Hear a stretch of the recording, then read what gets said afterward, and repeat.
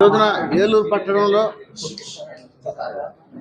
Press meet ఏర్పాటు చేయడంలో ముఖ్య ఉద్దేశం ఏంటంటే ఈ నెల 19వ తారీఖున విజయవాడ నడిబొడ్డులో స్వరాజ్ మైదానంలో విశ్వజ్ఞాని భారత రాజ్యాంగ నిర్మాత డాక్టర్ బిఆర్ అంబేద్కర్ గారి విగ్రహం 125 అడుగుల ఎత్తైన విగ్రహం హోమ్ 80 అంటే మొత్తం 205 అడుగుల ఎత్తు విగ్రహాన్ని విజయవాడ నడిబొడ్డులో business centre and political capital అయినటువంటి విజయవాడలో ఏర్పాటు గౌరవ ముఖ్యమంత్రి జగన్మోహన్ రెడ్డి గారు ఆవిష్కరిస్తున్నారు. బాబాసాహెబ్ అంబేద్కర్ విగ్రహం అంటే knowledge of statue of knowledge and statue of Liberty and statue of equality.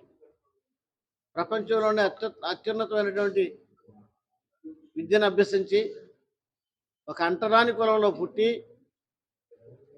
కుల వివక్షతో నిండిన ఈ సమాజాన్ని, వర్ణ వివక్షతో నిండిన ఈ సమాజాన్ని విద్య ద్వారా అసమానతలు తొలగించి ఒక అంటరాని వాడు నువ్వు బడిలోకి రావద్దంటే ఆయన పడిన అవమానాలు ఛాలెంజ్గా తీసుకుని పట్టుదలతో చదివి భారతదేశానికి అద్భుతమైనటువంటి అతి గొప్ప రాజ్యాంగాన్ని అందించినటువంటి మహోన్నతమైన వ్యక్తి. ఈరోజు ప్రపంచమంతా ఆయన బాటలో నడుస్తుంది.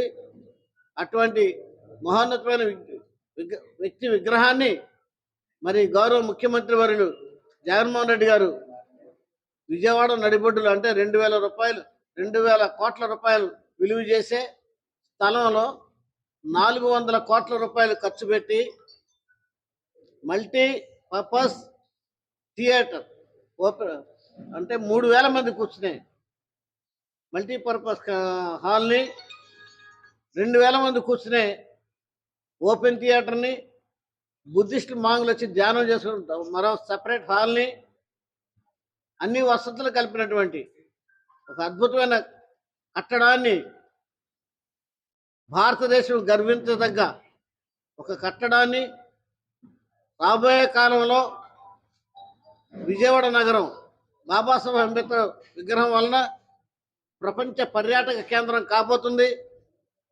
ఆ కార్యక్రమానికి రాష్ట్ర నలుమూల నుండి కులాలకి, మతాలకి, వర్ణాలకి, వర్గాలకి, పార్టీలకి అతీతంగా, ఎందుకంటే రాజ్యాంగ నిర్మాత అంబేద్కర్ గారు అందరి వాడని చాటి చెప్పడమే గౌరవ ముఖ్యమంత్రి జగన్మోహన్ రెడ్డి గారి అభిప్రాయం.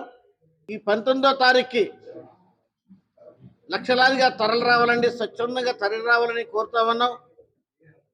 ప్రతి వాళ్ళ చేతుల్లో సెల్ ఫోన్లోని వాట్సాప్ ద్వారా, మెసెంజర్స్ ద్వారా, ఫేస్బుక్ ద్వారా, ఇన్స్టాగ్రామ్ ద్వారా ప్రతి వ్యక్తి మీరు ఈ విషయాన్ని పంపించి స్వచ్ఛందంగా లక్షలాది మంది వచ్చి రేపు ఆ కార్యక్రమాన్ని విజయవంతం చేయవలసిందిగా కోరుతూ, ఇటువంటి అద్భుతమైన కార్యక్రమాన్ని, మహోన్నతమైన కార్యక్రమాన్ని జగన్మోహన్ రెడ్డి గారు